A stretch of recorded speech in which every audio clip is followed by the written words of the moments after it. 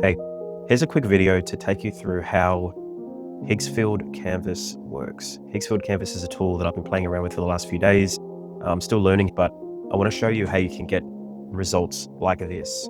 So professional looking logo types, and other graphics. It's a bit of an iterative process, and I'll take you through end to end how you can use this tool in a productive way to produce professional looking work.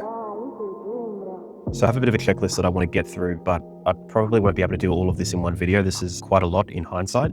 I'm just going to stick to number one for now, this kind of logo and branding. So the foundations of a brand is typically, logo type, brand mark, and then also setting some sort of aesthetic consistency with maybe some images or ways of kind of reflecting what the brand is all about. I'm going to stick with this first one for now, and I'll likely cover some of these other ones in a different video. But this is purely going to be focused on the Higgsfield Canvas tool. So if you've been wanting to play around with it or wanting to learn how to use it, this video is for you. Alrighty, so I'm going to start in Pinterest just to collect some ideas of some of the things that I'm looking for from a logo perspective. So I've seen some of these things, some of these logos here that are resonating. They clearly have an aesthetic that makes them look and feel like they're communicating activity, sport, but also they have a cleanness about them.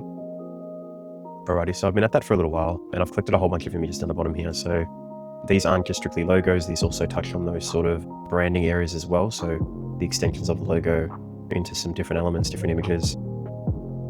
Even thinking about some of these kind of UI elements as well, looking at different photography, looking at how we can find kind of a shared visual language, sort of conforming on color palette and some of the tones that I think are appropriate for what I'm trying to create here. Cool. So for me, it feels like there's a consistent aesthetic that's coming through. There are some elements that I want to start exploring a bit further. I feel pretty happy with the inspiration that I've collected thus far. And now I want to take it to the next step to start figuring out, how do I describe what this aesthetic is? How do I turn this into some words that I can use in Higgsfield to start building out some different options and start exploring different visual directions using the canvas? Alrighty, so I have this kettlebell coach folder mounted. So that's going to be the folder that I'm working within to build out the app and to also build out the branding and keep everything, all of the context in the one folder.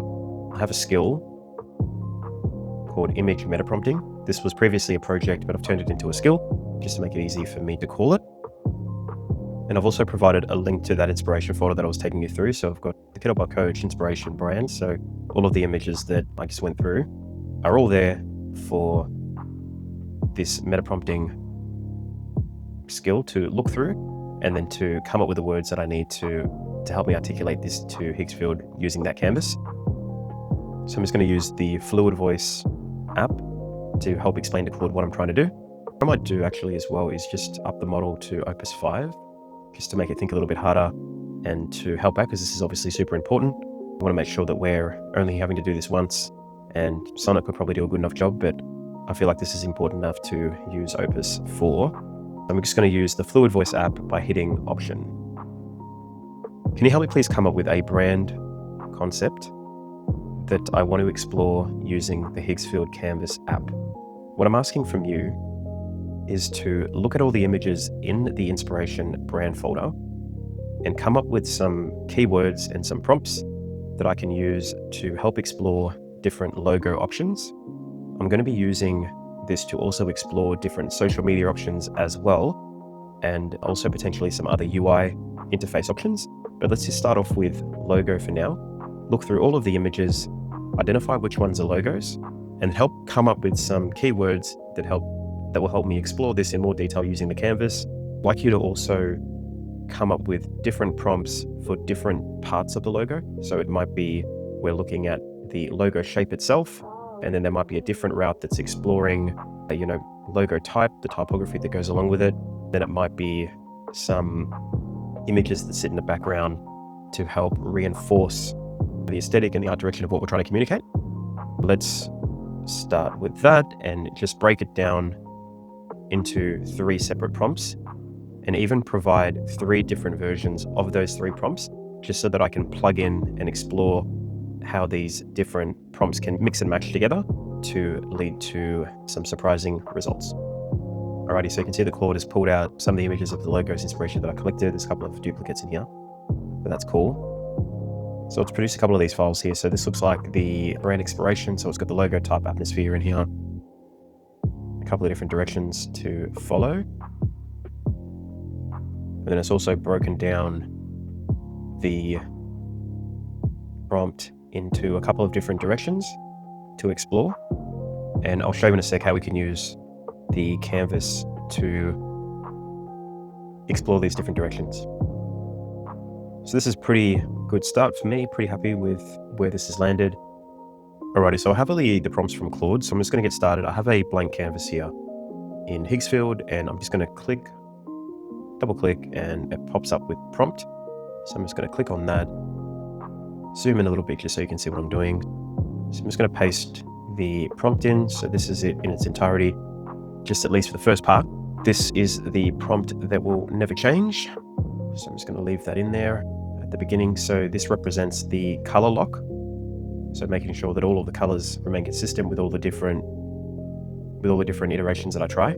Then we have another one here that's going to lock in the surface. So this represents that visual graphic, the vector that we will use as the brand mark. Then I'm just going to copy and paste that across, and then we have another one here. So another little block of the prompt, and then the photography, which is another one. So I'm just gonna once again copy and paste that across.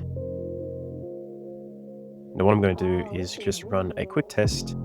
So I'm going to double click and put image generator here, and then what I need to do is, if I zoom in a little bit more, where it says text, where it has the T, I'm just going to drag that across to the image generation module where it has the T, and I'm going to do exactly the same thing for the rest of these ones here. Just pull it across. And then what this gives us is more control. So if we see in this final image something that we're not happy with, then it's quite easy for us to identify maybe what is missing or what needs to be tweaked. And then it means that we can hone in to any of these specific areas to make that tweak. Okay, cool. So that's in progress. So I haven't made any changes to the image quality or to the aspect ratio. So it's going to be 2K and then 1:1. So I think that's okay for now. We're just testing this out. But if this was going to, when we get to a point where we're really happy with the direction that we have, if this was going to become a kind of production ready piece of artwork, then we'd want to bump it up to 4K. And then depending on what we're displaying this on, whether it's a mobile device or whether it's an Instagram image or something else, that's going to determine the aspect ratio that we'll pick. So you can see this kind of goes on for a while, but I've just contained it to something that's a little bit easier to view.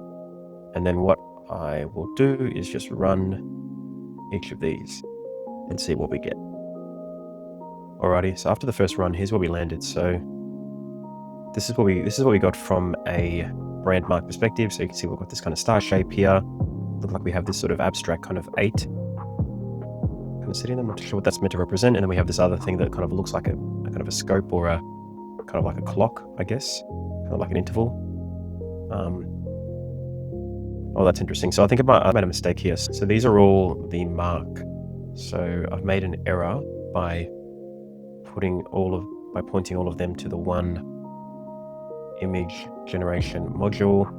This one, Volta, looks like it's kind of resolved to just one, but that's why we have 3 there, is because we've got 3 of these logo marks that are all different, that are all pointing to the one image module. So that's my error. And then we have this one here that obviously it's the same mistake over and over again. So that's cool. Try mixing and matching a little bit here.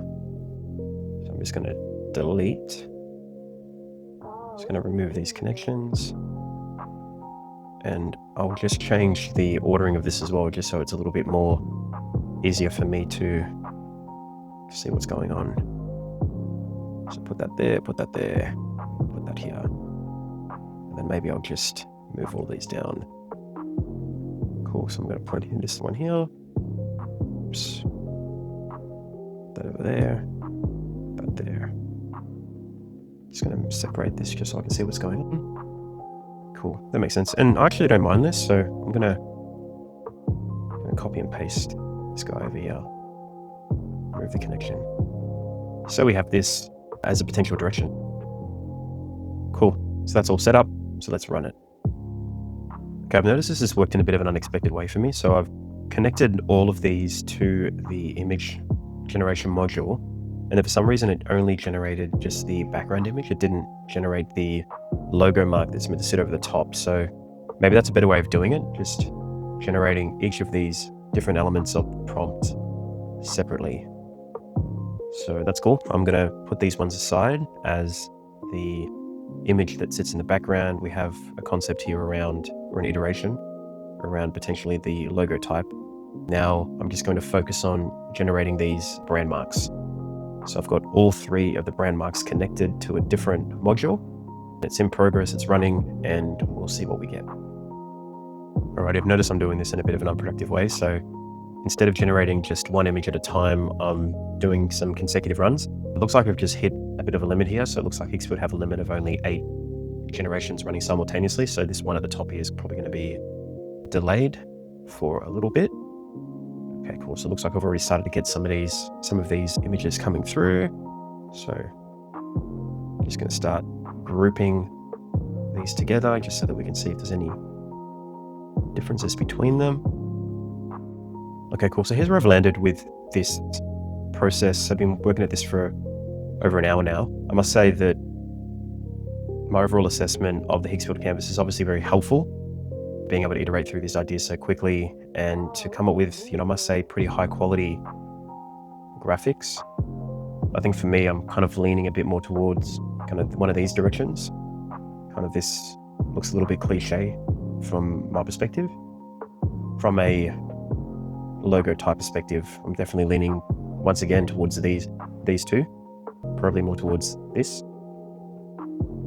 And then we're starting to get some of these images coming through as well that I don't think I would even need to pick between them. I mean, they all look so aesthetically consistent that you can probably use them interchangeably and they could start forming the basis of some of the branding content that you would see through potentially the website application and also some of the marketing material as well. So I don't think this is kind of an either or when it comes to the these types of images. I think that when it comes to logo, obviously you'd need to pick one kind of direction. And for me, it's sort of this kind of line is all kind of shaping up to be something that's aligning with the way that I imagined it would all come together. That's what I kind of had in my head. Cool. So I think overall, pretty impressed with the level of quality that I can get from these tools and the level of control that being able to prompt in this way gives me. Having this sort of canvas that's where you can lay everything out and you can see what the pipeline is and you can quite easily make tweaks to the pipeline. I think that's quite impressive. I've definitely found this tool to be really helpful. Next steps after this would be taking this into some sort of tool to vectorize these graphics so that you can actually use them for a professional project. So maybe I'll do that in another video. Yeah, just wanted to take you through and, I'm kind of learning whilst doing as well, learning about Higgsfield Canvas, taking it for a spin for how I might use it for professional work. And this is only just the first use case, using it for branding purposes, but there's obviously a whole bunch of other things that you could use it for, but this is first cab off the rank. So keen to hear feedback below, like and subscribe. If you have any questions, drop a comment.